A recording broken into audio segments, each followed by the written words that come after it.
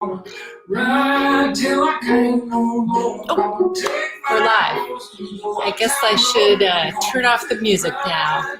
This is just my rev up music before my test driving your business. All right, I'll turn it down now. So today's topic is planning ahead for OMs, and that stands for overwhelming moments. And I'll share why I played that song in a little bit. But hi, fellow business owners. We are live here on Facebook to answer your questions about starting your small business. And I'm doing this weekly because I want you to know that I'm a living, breathing person, and this is not, oh, I still hear music. And this is not an automated message. So if we haven't met, my name is Rebecca Moore.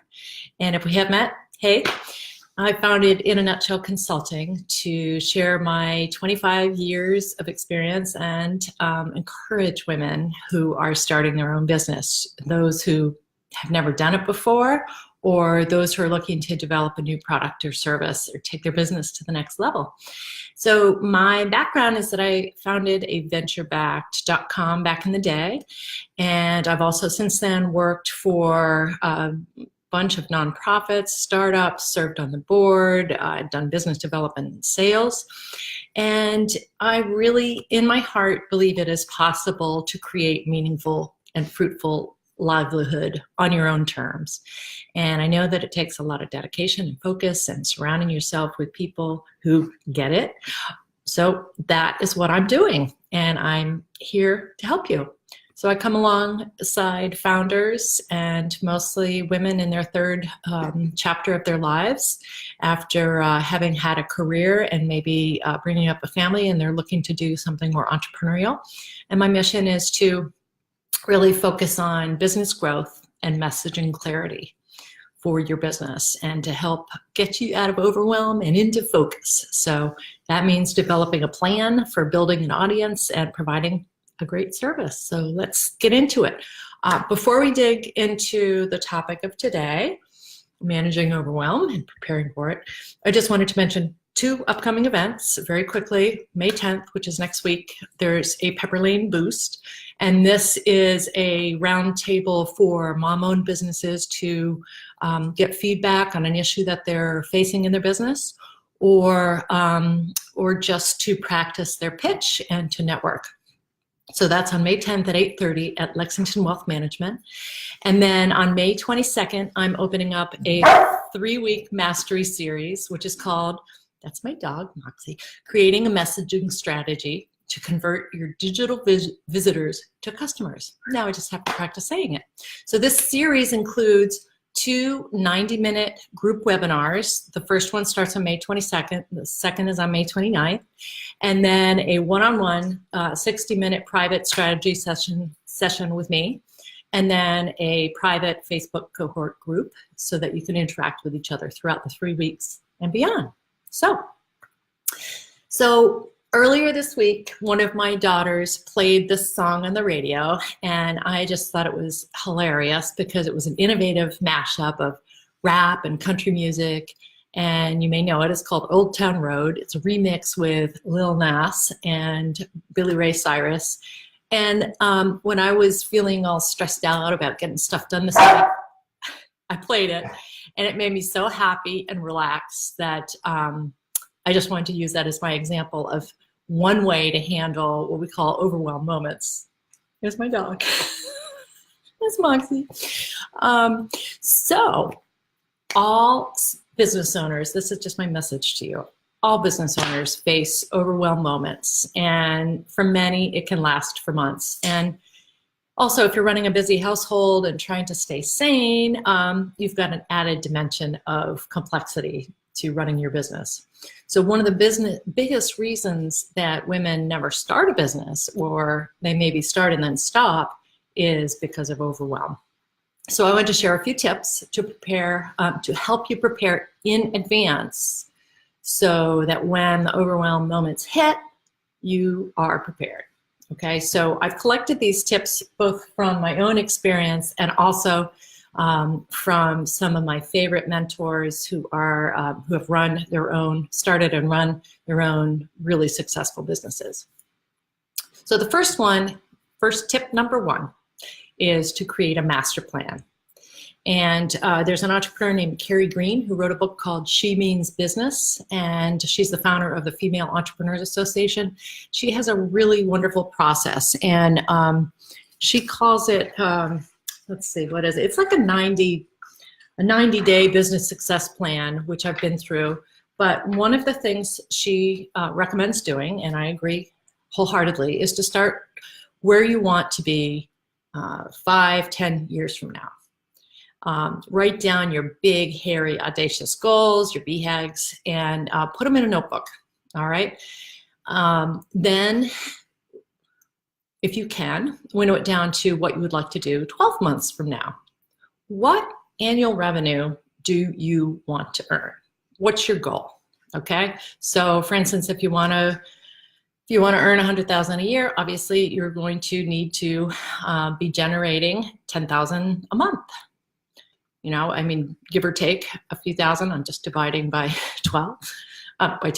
But this is so important. So many entrepreneurs that I meet don't really even have financial goals, and it is essential.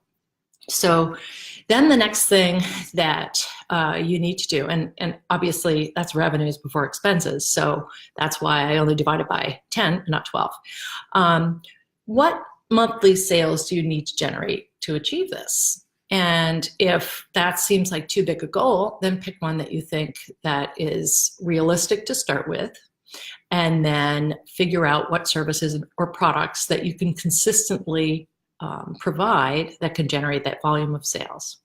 And back into that to how many customers will you need to achieve this goal, all right? The next step is, how are you going to find them, all right? Write these objectives down. If it's something that won't grow organically, then what are you going to need to invest to figure out your next steps? And this can range from everything from tools and apps like a website, email app, to coaching, tutorials, webinars, to just the raw products. If it's a product that you're purchasing or something that you're building, what is it going to cost to build it? And the next thing to answer is, who do I know that I can learn from that can help me get up to speed a lot faster? Write each of these down. Who can you partner with to grow faster? Other entrepreneurs, groups, people in your family, classmates, alums. Who can you partner with to help you grow faster? All right, so take a look at all those things and then create monthly objectives. All right, so the next, the thing about this is it's so important to spend time with your big picture plan. You're gonna need to spend a couple hours on this so that you can break the process down into smaller steps. It's important to have monthly objectives so that you can measure your progress each month. And if you're not measuring against anything, then you don't really see what your progress is. And unlike if you, in your prior career, you were employed and had regular progress reports, when you are a solopreneur or an entrepreneur, you're responsible for measuring your progress. And in these moments of overwhelm, if you don't even have a plan, then you don't know how far you're diverging from it. And on the flip side, you may find in a given month that you've actually made a lot more progress than you realized. Okay, so tip number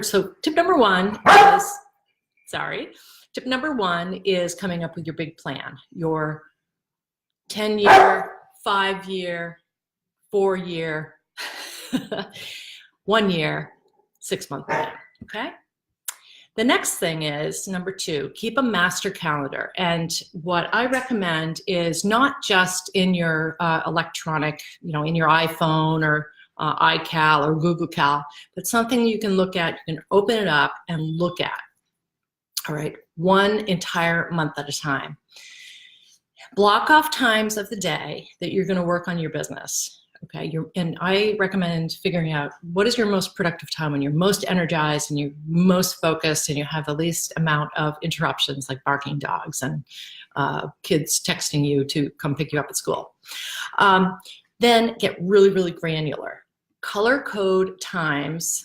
So I would actually take a highlighter, color code times for planning, block out times for administration, for marketing and growing your business, and then for delivering your service. And then I would even go as far as circling and prioritizing days that are revenue generating days and celebrate them when you finish them, like put a little check mark.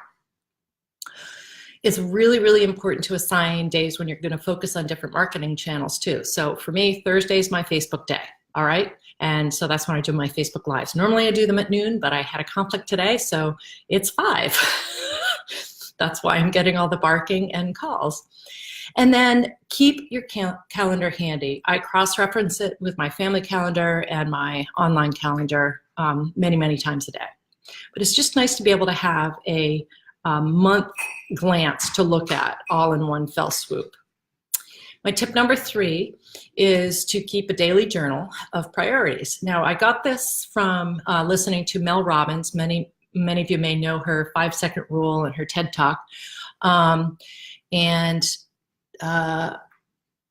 are you going to go pick up Emily? Okay, thank you. All right. So what she has, you could just go to 5secondjournal.com and you can download this template, and it basically allows you to take 15 minutes each morning and before the kids wake up or right after they've left for school and plan your day. So it goes into questioning you what energizes you, what depletes you, and if things deplete you, then build in other energizing activities during the day. Also, it goes into things like, what are you grateful for? And what time will you stop working? So I'm supposed to stop working at 5 today, and well, that didn't work out, but at least I know that once I finish this Facebook Live, then I will stop. And here's the gem. And if this is the only thing you hear on this Facebook Live, then write this one down. Pick one thing that you will accomplish in the day that generates revenue or works towards generating revenue for your business, and prioritize that thing. Then you can list other items that you want to get accomplished during that time, but this is really, really key. Prioritize that one item and really focus on it. The reason I mention this and emphasize it so much is that when you have that overwhelming moment or when you get distracted with many things during your day, you can come back to this page and remember, oh my gosh, that's the one thing that I actually had to do today. So those are my 3 tips. My point is to start with a master plan, okay? Break it down into smaller, doable chunks, monthly, weekly, daily. Block off specific times for planning, administering, marketing, selling, and for servicing your clients. And then when you have that moments of overwhelm, go back to your plan and go back to that one thing that you promised yourself you were going to do, and do it. And when you've done it, turn up the music and do a happy dance because you did it. So see if I can get my music back on. I'm not sure, but I'm going to try it again. We'll see. So that is really my message for today. Have some happy music that you can celebrate with when you've gotten some things done. And take your horse to the Old Town Road and ride it till you can't no more. All right, take a break and then tackle the next one. That's all for now. And thank you so much for tuning in. Ciao.